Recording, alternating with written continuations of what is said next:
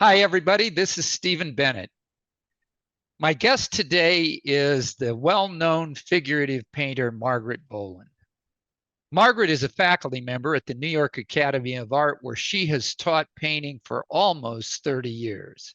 She is widely exhibited and published, and her work is instantly recognizable by all who follow the work of contemporary figurative realist painters. Known especially for her paintings of women, the bodies of her figures are often covered with stage makeup, cake icing, or other semi-opaque pigments, which she uses to describe the layered opacity of the self. Her paintings are explorations on the issues of identity, self-understanding, and maturation that investigate who her sitters are and what layers of themselves they have uncovered or, conversely, refused to expose. Says Margaret, painting on skin is by intent a metaphor to expose basic questions of self-identity, which all people undergo internally as part of the maturation process. It is also reflective of the last 500 years of global cultures, which sought to cover their women in makeup, powders, paints, and even mud. Margaret has been featured in a number of solo and group shows and in a plethora of art publications, including the New York Daily News, HiFructose, the Huffington Post, Fine Art Connoisseur, Hyperallergic, D Magazine, and a variety of others. Her work is in numerous museums and private collections, including the Norton Museum of Art, the Frost Museum, the Greenville Museum of Art, and the North Carolina Museum of Art, among many others. In addition to her work as an artist, Margaret has been named one of the jurors for the 4th iteration of the Bennett Prize for Women Figurative Realist Painters, the call for entries for which is now open. Margaret, how are you? I'm very good, Stephen. Thank you for having me on. We're delighted that you're here. How is things you're based in Brooklyn, as I recall. I am How is indeed. it going in Brooklyn? How are things there? Things are like they always are in Brooklyn, quick and deep. It's there. Somebody was laughing at school. My school there was graduation was yesterday, talking about the fact that what the percentage of painters live in Brooklyn. American painters live in Brooklyn. It's quite outsized. It's large. Oh, it's massive. It's bad. We come and go from New York frequently, Dr. Schmidt and I, and we always manage to squeeze in a studio visit with someone while we're there because, gee whiz, half the figurists working in the United States today are situated in Brooklyn. And just had a wonderful studio visit with a young woman painter, and her studio was in the Army Salvage Yard. Does that Yeah, sound right? The Brooklyn absolutely. Army. Very nice space. Very good use of the space. Yeah, sure. Brands. And it was perfect, and it looked like it was ideal for what she was trying to do. So you began your career as a painter well more than 30 years ago, although you started when you were 5 or 6 years of age, I'm sure. Um, can you describe your early career and the conditions under which you began to paint, how you found your way into this profession? Sure. I I've been painting all my life. I mean, I don't know an artist who hasn't been drawing or painting all their lives. And basically being told I'm from a small town in North Carolina, Burlington, North Carolina, raised by working class people, very unsophisticated place.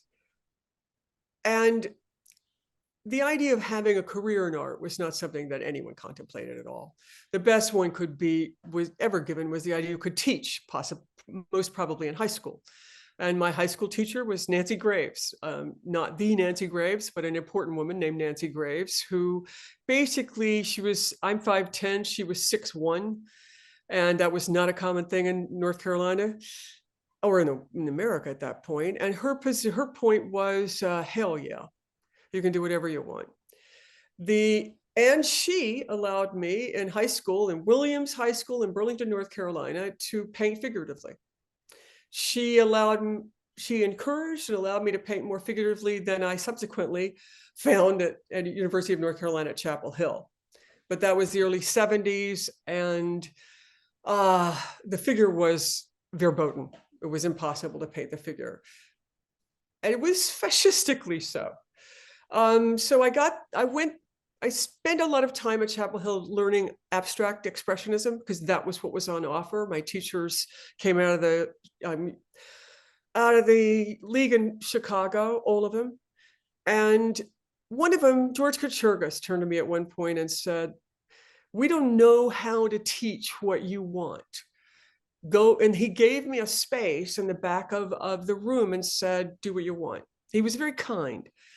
And I started by basically painting anyone who would sit for me, and I handed them the painting as payment for doing it. So I had quite a line. I mean, this was I'm sure. Yeah, I did. Absolutely. Yeah. I don't know where any of those paintings are, but there were many of them made. And I would start with one eye. I would look at somebody, I would start with the right eye, and I would just go like this. And you'd work your way out. Completely accurate. I did not know anything. And there was no, figure drawing. There was nothing.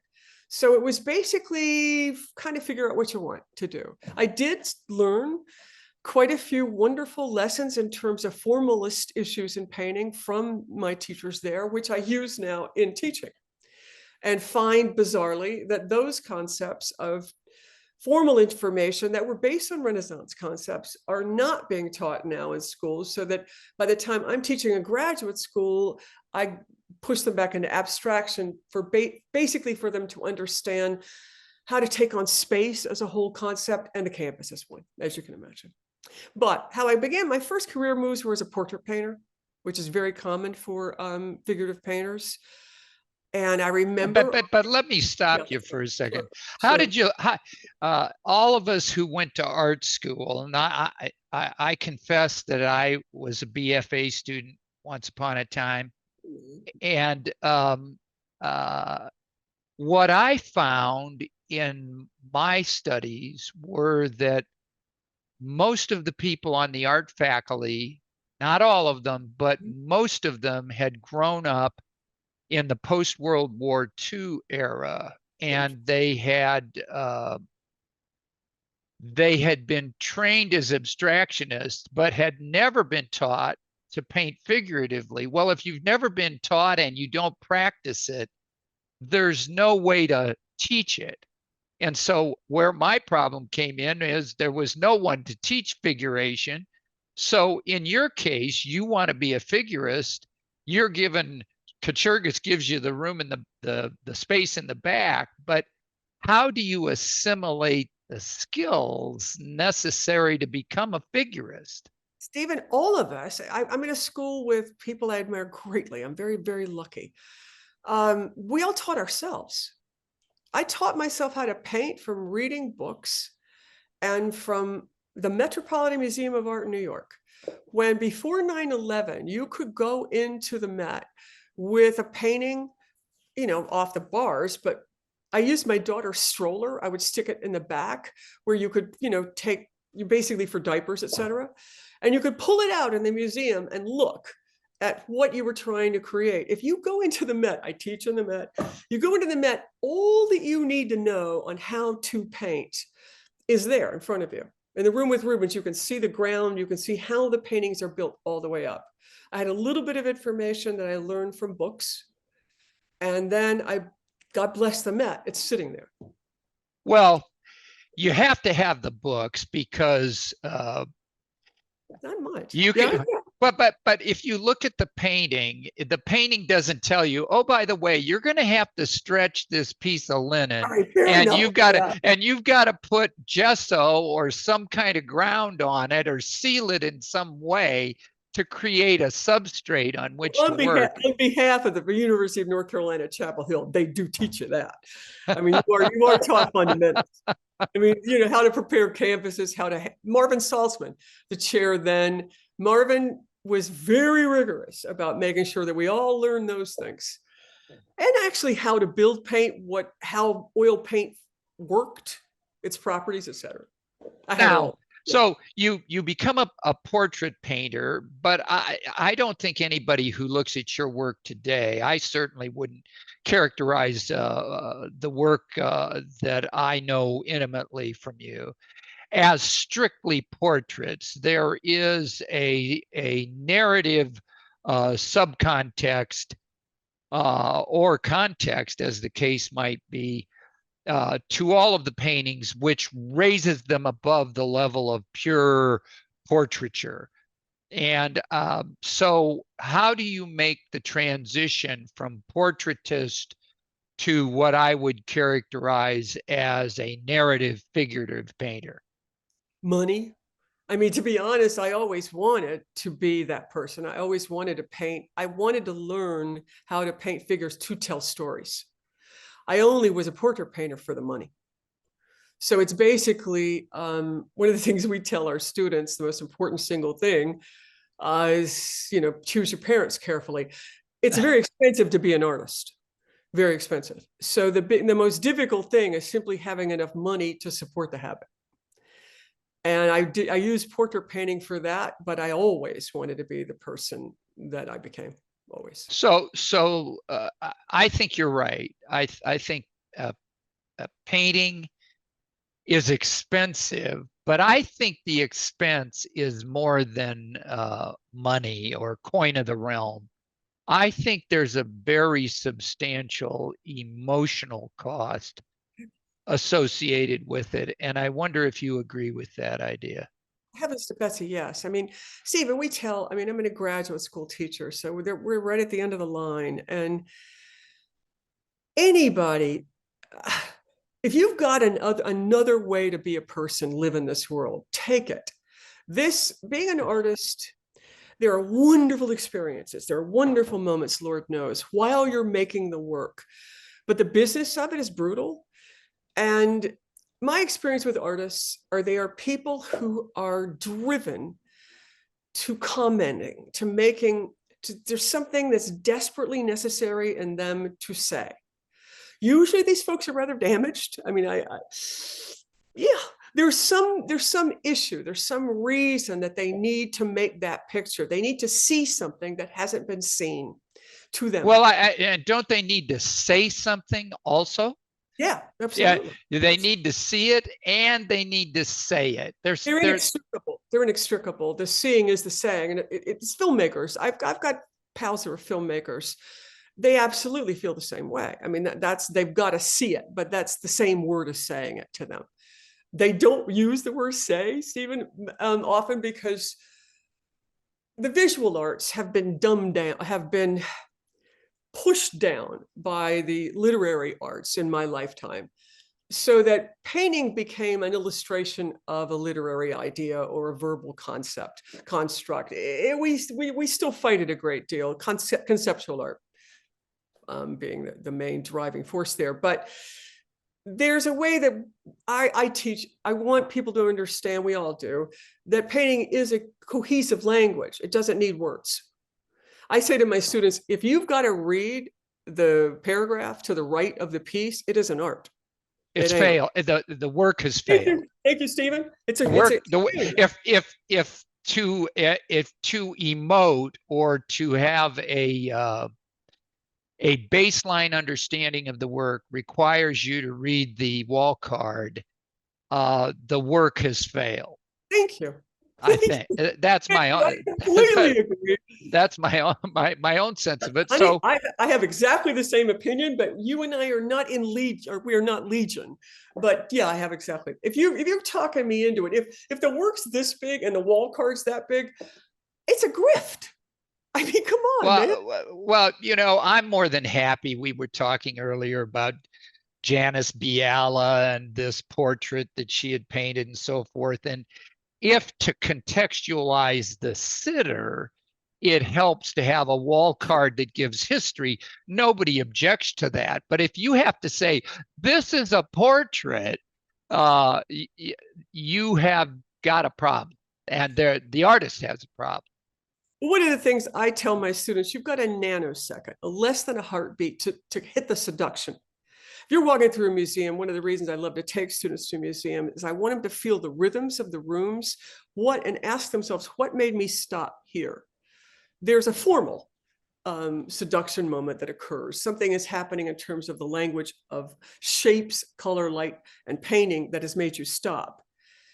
That they don't need to know. My students have a very little understanding of origin myths, Christianity, anything, but they'll stop in front of a painting that is about those things. Now, yes, if the card over to the right talks to you about Adonis and Venus and helps you understand what you're looking at, absolutely, that's wonderful. But the stopping was because of Rubens. Yeah, yes, I agree with that. So you've specialized in female forms, female figures has been your stock in trade for many years. And I will be honest, I am unaware of a painting that is in my knowledge that contains the depiction of men, generally speaking. If you have any, I'd like to know where they are so I could go see them. They're owned by, I know one, Alan Mills owns one in South Carolina, but Tangled Up in Blue is probably one of my favorite paintings I've done of a man. It's a triptych. Long story short, it's about fatherhood, about a man I knew. Dexter Wimberly is a friend of mine, and I was very impressed that that he raised a boy under the conditions that a modern father has to. And I used blue paint hitting him to talk about and jumping over his son. Oh, I confess, I now that you have recalled it, yes, yes, it was in the retrospective at Cam Raleigh, as I recall. But what I'm interested in is that you have not only depicted women physically, bodily, but you have spent a lot of time trying to depict women's souls and spirits. And I'm interested in your thoughts around that and the secret, the intuitive secret to doing it, because I suspect many of the people that are going to view the podcast are going to be women figurative painters who are thinking about seeking the Bennett Prize. And so you're a sage, you're an experienced person, you're a juror. How do you get from the mere visual depiction to the level underneath? Well, Stephen, this is maybe a little hard by being in the room with the people. I use photography as much as other people. Well, I use photography, but never solely. Every person that I've ever painted is a person in my life. And I've spent a great deal of time with those people, often lived with my models, shared beds with them as small children, taught them to swim, very intense connection to the people. And I love them. So I was working with Jay. I remember a small child, started working with her. It's a long story, but at one point she would say, it's over, it's over. She would go on a break and say, I want this painting to stop. And I would say, it's not over till there's a click. There's something that I saw quickly when somebody was in a room that just hits hard. And when that person comes back and sits down, that's not the same feeling. That's not the same expression. But I remember it, and I will search for it in that head until it clicks, or in that body language until it holds. I don't know how to, I've never found a photograph that held that, all of it. I've never in my life been able to make a painting off a photograph. I've had them in the room, but I also have to have that person back with me. So I want to dig on something that you've said, because I never became a professional painter, although I at one time probably aspired to do it. And one of the things that no one could teach was knowing when it was finished. And I suspect there's an audience the size of Manhattan of painters out there.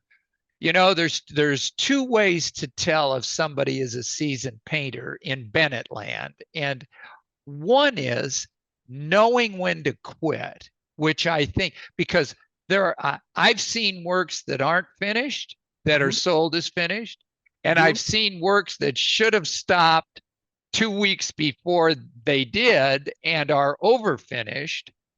And the other thing I look for when I see paintings is I look at edges. And so what do you mean by that? Edges of a form or edges of the painting itself? Let's take any common portrait. Right. I want to study the way in which the edge of the face meets the background, or the way in which the arm is delineated against whatever is not arm.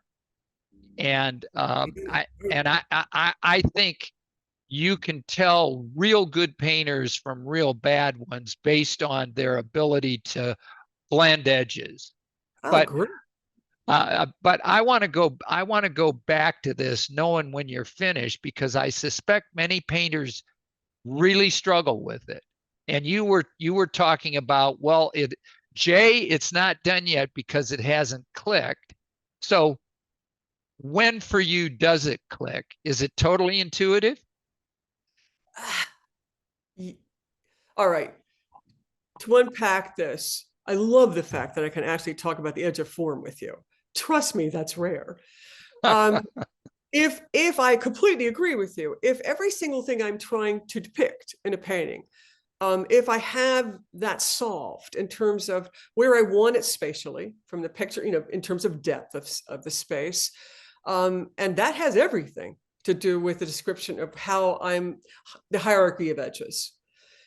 That's one thing that must be done. That's the work of it. But the understanding when it's finished is intuitive. It's a click. But to your point, so many people don't finish the formal issues, so they don't even get to the place. This is something I teach. They don't get to the place where the intuitive is even present. I mean, you've got to make the painting to have again, for filmmakers, they understand this stuff. One of the things I love is what's equal in all art forms. And when you talk to composer, music, there's a way that you can find common ground, and it's all in these issues. It's all in the issue of, is the world there? Is it there? Is the space, whether it's it's audio, where is the space that's in my head that I'm creating hanging there? Then and only then can I get to the meat of why I've done it, what's going on in there. And we're in a world now where there's not the understanding of the world's got to be there. It's got to be there first. It's understood in film. That's certainly something it's understood in. But our world, not so much. Not so much. So for people who are struggling to become figurists, what tips do you have for those individuals, particularly since, going back to our earlier point, I don't think most university faculty, painting faculty, know how to paint. They don't know how to paint, and I'm sure there's a subset of them. Certainly, Yale has a subset of people who know how to paint. New York Academy of Art has a bigger set. But the NYAA faculty is terrific. Actually, Studio Incaminati has a group of people who know how to paint. But if you go to, and I won't name any, but if you go to a public university in any of most of the 50 states and you enroll in art and seek to become a fine art painter and a figurative fine art painter, I think the chances are that your faculty doesn't know how to teach you to do that. And so the question is, if someone wants to up their game, what tips do you have? I mean, you've said go to the museum, check out the museum. There are some great books on painting. I don't know. Do you suggest that people download the Bob Ross the Bob Ross video? I mean, what do you think? No, I think this. I think you have to work a little. You do have to go and look every single. First of all, there are teachers all over this country in schools. Mainly they're adjuncts. They're 90% of the time adjuncts. But one of the things that stuns me, if you're applying to a college, look at who's in the department. And one thing we've got now, you can look them up online. You can see who that person is. You can see, are there people there who are going to know how to teach me? Colorado's full. You've got these pockets all over Indiana. William Bailey created the biggest figurative game in Indiana. Also, Queens College in New York. It depends on where these people are in every field. For heaven's sakes, it's not just painting. And you can find that out. But one of the things that is very important, in my opinion, don't look online for this stuff. If you go on, we talk about this, painters talk about this all the time. If you go onto Instagram, all of us have to use it. We all know that. But first of all, scale is lost on Instagram. You can't see scale. When I was teaching during Zoom, we would have critiques in the room. I'm looking at the work, this screen is depicting the work for everybody else. I would look at the screen, it was a different image than the one I'm looking at. And at certain times I would say this programming it's literally programmed to add information, which I did not know before I got into this. And I would sometimes look at students and say, look at the image that occurred on the screen. Let's make the painting look like that. There's not a correlation between art and what you're seeing on Instagram. It's not giving you that much to go on. It gives you notes that have to do with career and appeal. But in terms of how to, you've got to go to a museum. You got to go look at it. Yeah, I think so. So you're a fan of painting from life rather than painting from photo? Well, as Vincent would point out, we all use photos, but you have to paint enough from light to correct them. Most of what I do as a teacher, Stephen, is teach students how to correct photos. I point out to them, we all have an inherent, a lizard brain understanding of the proportions of the human body. We know a leg is much longer than a face. You've got many photographs where the leg, in this stunted, nasty little contortion, it's an ugly shape. And it's the size of a face. You look at Caravaggio's, you can see an expansion of hands where one hand, they're not that different from another. And you also have this going on. Students, basically, you have to say to yourself, well, heck, if you're trying to convey what a human being feels like, look at the proportions that have always been there that signal the way that they feel in the body. And correct them. Also the line work. I mean, mostly you look at all these people who are using the line, the poetry of the linear positions on a human being to, again, appeal to your gut level understanding of beauty that has, again, to do with proportions. You have to understand a photograph isn't thinking.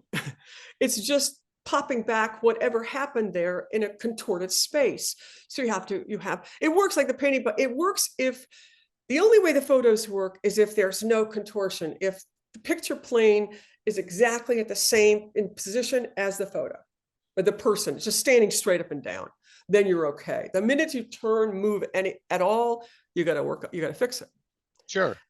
Yeah. Sure. So I want to switch gears for a second. Much of your work, your figurative work, has involved the application of substances, Makeup, that yeah. sounds like drugs, but that's not what I mean. You know, you've used stage makeup, cake icing, semi-opaque materials as what I would understand to be a metaphor for the mask that each of us assume. No one goes around showing their true self. Not ever Uh, gonna help it. well, we hope they don't, because I don't think we'd like anybody, ourselves included. But you use that as a metaphor for the ego mask that we wear. And I'd like you to talk about that a little bit in terms of your choices to do it, and then we'll talk about the fallout from it. All right. The need to do it came from being an awkward young woman in North Carolina. My mother had a very firm idea about what a woman was, and I was not it. It was somebody flirtatious and someone who knew how to apply makeup, knew how to mask one's personality and basically become what a man wanted. My mother would say to me, "You can have anybody you want, just shut up." And I remember really, and I'm sure there are people here thinking she was a very smart woman. Um, I, listen. All my life, I've been told, you know, you're fine. You got nice manners. You're a relatively good-looking woman. Shut up. And I started to. I remember it. I remember literally all of my life, and I got it's anger. I mean, the idea of what a woman has to do to be loved. All that I ever pain about is what does it take to be loved? And in my world, it was subterfuge. It was anybody but who you are. Mm. So the reason, God help me, the reason that I started to paint African Americans predominantly in this situation is because I'm a Southerner. And in my life, the most, well, heroic people that I knew were African Americans. I'm sorry. And for me, the fact that the person still commands the space and your attention over whatever's thrown at them is an act of victory and heroism. I'm sorry, but that's why I've put the same makeup on white women too. Frankly, that was about, I mean, look, you know, the history of the world, women were supposed to be, especially if they wanted to be powerful, were supposed to be goddesses. You know, you've got Josephine. I mean, who was whiter than Elizabeth I?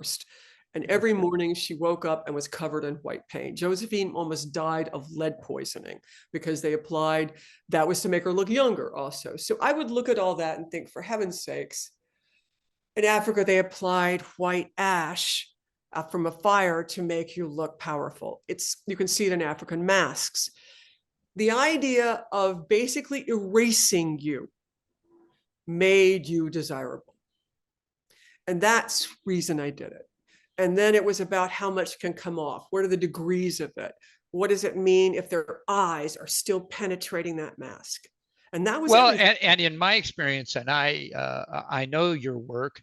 Um, in my experience, you never covered anybody of any race completely with opacity, because Oh, they yeah.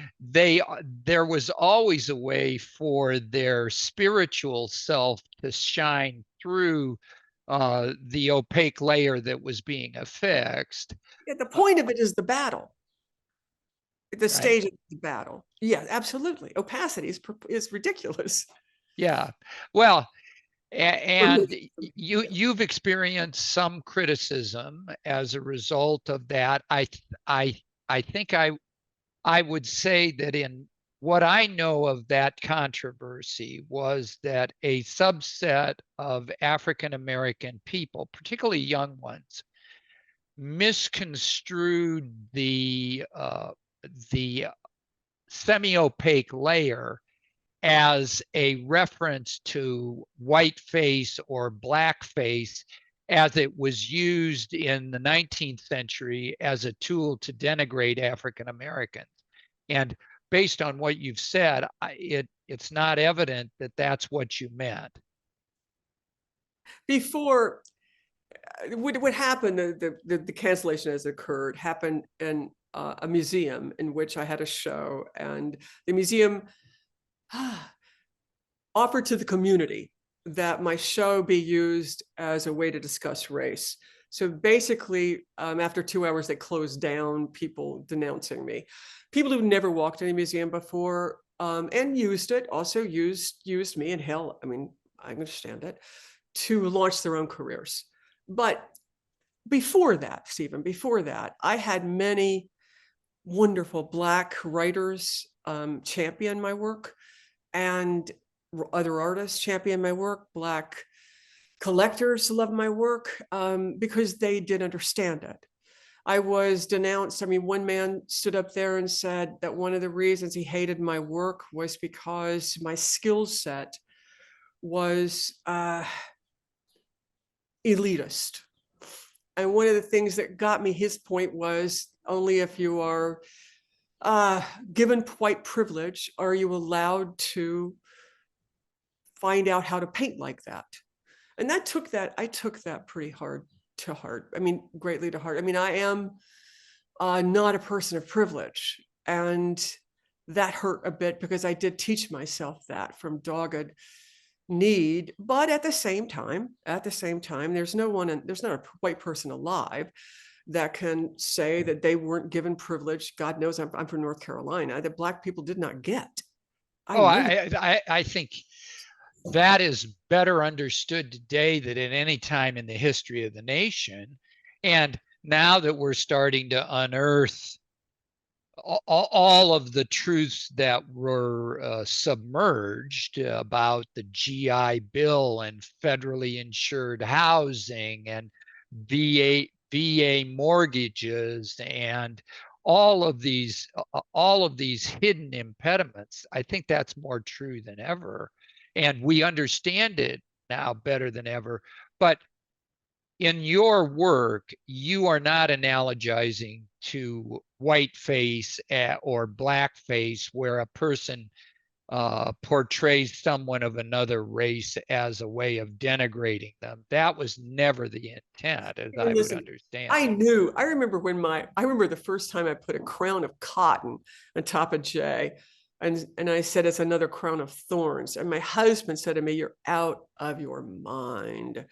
And I said, okay, but a museum director loved it. I mean, I remember giving that image, sending that image, very raw image to him. And I thought, okay, I know there's going to be major pushback on this. And he loved it. It was before, all right, the current Times has their extraordinary fatwa set up, and completely understand. But I was deeply aware of what, I'm from the South. I'm deeply aware of the horror of being Black in the time I was there, and the shame of it. White children grew up in deep shame. I was in Berlin probably 10 years ago now, and a woman my age had grown up in the rubble of Berlin, and we talked for a moment, and she said to me, we both grew up with a legacy of shame. And I said, yeah, that is something that we absolutely carry. There's no way out of it. I mean, I've had so many people, how many have I read about it, talk about shame as a totally useless emotion. Okay, but if that's how you are washed in it, how the hell? There's no way out. No, I agree with you. Yeah. So yeah, I want to switch gears. That's helpful. I want to switch gears again, if I could. You've been a teacher for many years. Yes. And I'm interested in how teaching for a painter, how teaching informs your practice and how your practice informs your teaching. And I'm wondering if you can riff on that for me. I can do that. One of the beautiful things, I love teaching. I know that's not fashionable. I do love teaching very much now. A friend of mine would say she's not a real teacher people. I teach in a graduate school 2 days a week. Okay. I've got friends who teach fourth grade. I do understand the difference. Stephen, and Mike, I've never gone through a class where I had to worry about the attention of the students. I mean, they're paying a lot. They're at it, they've gone through a lot to get there. I don't undergo that. So in terms of other teachers listening to me, like, give me a break, lady. I understand that I'm in a sweet spot as a teacher. And in that sweet spot, it's a very sweet spot. One of the things that I do get to do is talk to my students as a cautionary tale. This happened to me, this happened to me, don't let it happen to you, certainly in terms of the business, but also in terms of the things that I've found to do. One of the exciting things about teaching is you can take a skill that you've got, that you've taken, a long time and take it into a room and give it to them and just see where it goes. That's very exciting. I have seen where my students take something that I have and mimic that. It's a laboratory, for God's sakes. I mean, it's a really exciting in terms of what it does for you. When my students thank me, I try to say to them, trust me, I'm getting as much back from you as I'm giving. It's a lab. Sure. And I've got right now, the way I use pastel has been changed by 2 students that I'm allegedly teaching pastel to them. So you're learning from them. Yeah. I mean, to be honest. Yeah. And I'm very honest with them about it. I mean, I turn to them and say, they've seen what I'm doing with the pastel. And then I look at what Benjamin's doing with the pastel. Damn. I mean, where he's gone with it. My school's going to say, well, why do we have to pay her? It is exciting. It's exciting to be there. And I am getting to find out kind of quickly where an idea can go rather than doing every single one. So talk first about your influences, painters that the input of which was formative for you. Okay. All right. In terms of my paint, when I'm in the Met, I go right to the Rubens, of course, just for the how-tos, Rembrandt for the guts of it, Velasquez, everybody knows, all the old guys, everybody knows here. But I love Bonnard. I can't get enough of Bonnard, Guston, all the way through, in people who are depicting what it is to be human in various languages throughout time are extraordinarily important to me. Chaim Soutine is one of my favorite artists of all time. I can't get enough of Soutine, and it's hard to find them. In terms of the artists, I just wrote this down before I got on, and I kind of smiled at myself. Vincent Desiderio, one of the first artists I saw work from who was making figurative work in my lifetime. I was staggered by his work. The fact that he had the chops, and he was using those chops to tell important stories that buckled my knees. Vincent was the first living artist whose work I saw, and I thought, hell, this is possible. And then I've got Kurt Kauper. Kurt Kauper's, God, I mean, these guys are alive right now. Kurt's younger than I am. But Peter Drake, Bernardo Siciliano, the people I teach with, okay, Michael Grimaldi, J.P. Roy, I've got wonderful artists whom I get to see take those ideas and how do they spin them, and and also, possibly more importantly, or equally as important, how do they survive the upheavals in the market? How do they figure that out? Well, when you figure that out, we need to know. So you need to write a book or start a seminar or something, because you can make a lot of money. You can make a lot. If we could all understand the vicissitudes right now, I simply say to my students, right now, the majority of painters that I know are not allowed to paint the figure seriously. You paint the figure in a cartooned way, in a very open way. Robin Francis Williams, Eleanor Glazner. I taught Elizabeth Glazner, I'm sorry. I taught Liz. The figure's taken on as a shadow effect, as an imprint, as something that's coming and going, but you don't have to take them on sincerely as a human being across from you. That's the easiest way to survive the art world at present. Sure. Yeah. That makes perfect sense to me. That makes perfect sense. Well, you've graciously agreed to function as a juror for the Bennett Prize. I'm wondering if you have any expectation for your experience, or what you're going to be looking for as we go about the process of judging the Bennett Prize. What do you think? Well, I do this all the time. I mean, we just went through these intensive critiques in my school where our students are bringing out their work to be judged in the end, or to be understood, interpreted, etc. And I found through years and years of doing this a commonality in what matters to people. And that's what I'll be looking for. There are painters who have better chops than others, but that's not going to put you at the top of the game necessarily. Necessity, Stephen, the common denominator of what seems to rise to the top is necessity. Whatever that somebody is scrambling needs to have something go down there. Zoe Frank, there's some necessity going down there that communicates across a room. And you don't even know what's there yet. You know, you look at Zoe's painting, you don't even know that's a woman, man. You don't know that yet. You just feel a need to be in the presence of what's going down. That's what I'm looking for. That's fair. That's fair. The Bennett Prize was created with the stated purpose of propelling the careers of women figurative realist painters. And it was based on the premise that big art's got a lot of moving parts, but art dealers, art galleries, art museums, art schools have all kind of been canted against women as successful figurists. And I'm wondering, if you've had a long career, I'm wondering if you've experienced that and what your thoughts are about how it is best overcome.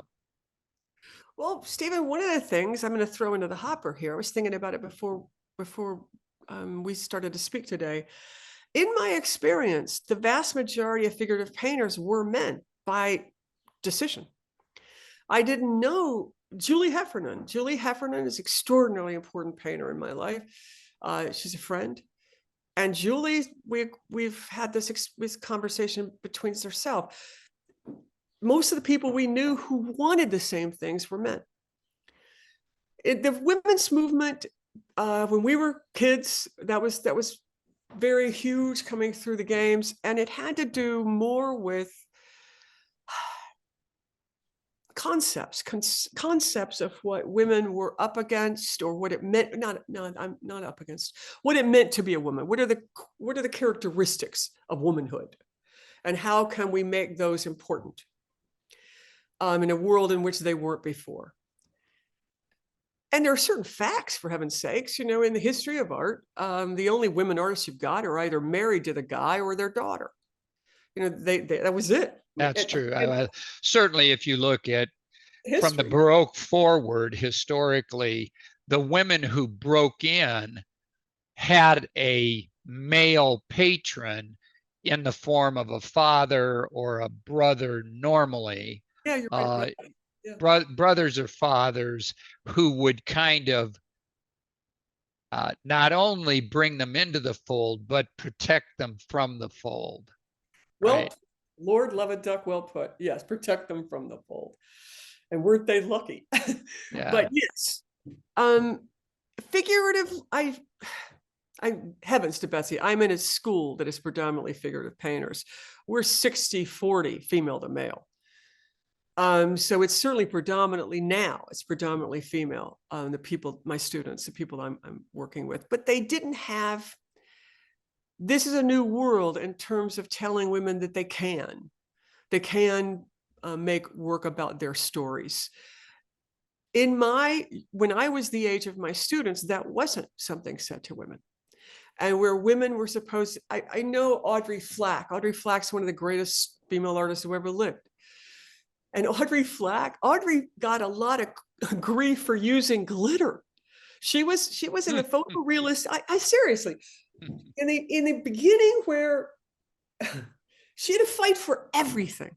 Glitter was considered, a girly thing. Audrey's a monster. She's a master. And she fought for every single piece of ground. Nicolene Thomas uses glitter. I mean, it's a substance you use like medium. I mean, it's not even thought of as a concept.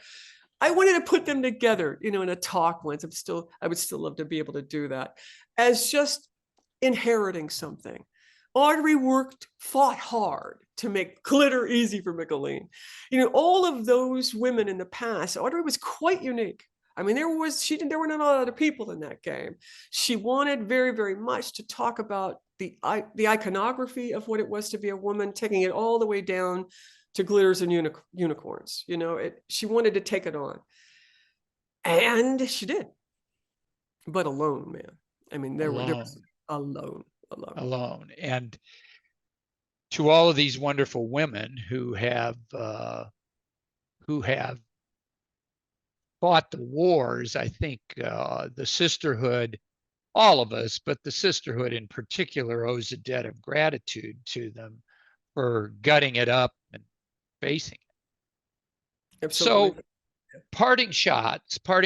I think there is a parting shot I'd like to ask you about, and that is, what advice would you give women who are considering becoming contestants for the Bennett Prize? What advice do you give to a would-be contestant?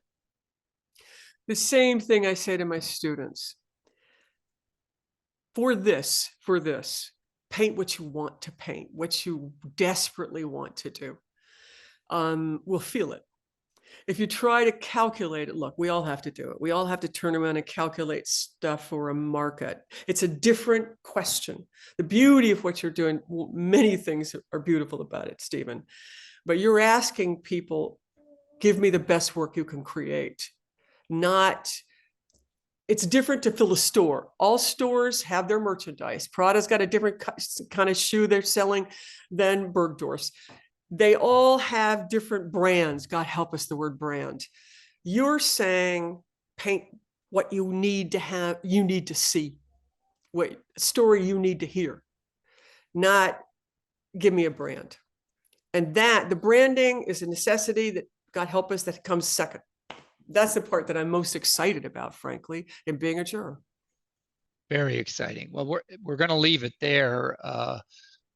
Margaret, thank you very much for spending time with me today. It's been a fascinating discussion. Thank you, Stephen. As we wrap up, let me say that the doc and I are most sincerely looking forward to being with you at the opening of the Bennett Prize exhibition at the Muskegon Museum of Art in May 2024. I misspoke, May 2025. And I personally very much look forward to seeing your decisions in judging the Bennett Prize competition this fall. For those of you who are watching and listening, my guest has been the well-known figurative artist and teacher, Margaret Bowland, and now Bennett Prize juror. She will be joined in the Bennett Prize 4.0 judging by figurative realist painter Angela Fraley and the co-founder of the Bennett Prize, Dr. Elaine Malati-Schmidt. They, in turn, will be joined by noted art historian and curator of European painting at the Art Institute of Chicago, Dr. Gloria Groom. What a powerhouse group of women this is. As we wrap up, also let me say that the doc and I are looking forward to being with all of you and would remind all would-be contestants of these important Bennett Prize dates. The call for entries for Bennett Prize 4 opened on April 15th and closes on October 4th. The top 10 finalists will be announced on December 2nd of 2024, and the opening and announcement of the winners will be announced at the Muskegon Museum of Art in Muskegon, Michigan on May 15th of 2025. The exhibition of the work of the 4.0 finalists and the solo exhibition of the 2023 winner, Shikink Deng, known as Demo, will be on view from May 16th to August 24th, 2025, and will then travel the country to various venues for 2 years. Again, if you're an eligible woman painter, please consider becoming a contestant for Bennett Prize 4.0, the call for entries for which is open now. The complete rules for entry are available at thebennettprize.org. Thank you, everybody. It's been great being with you. Thank you, Margaret. Thank you.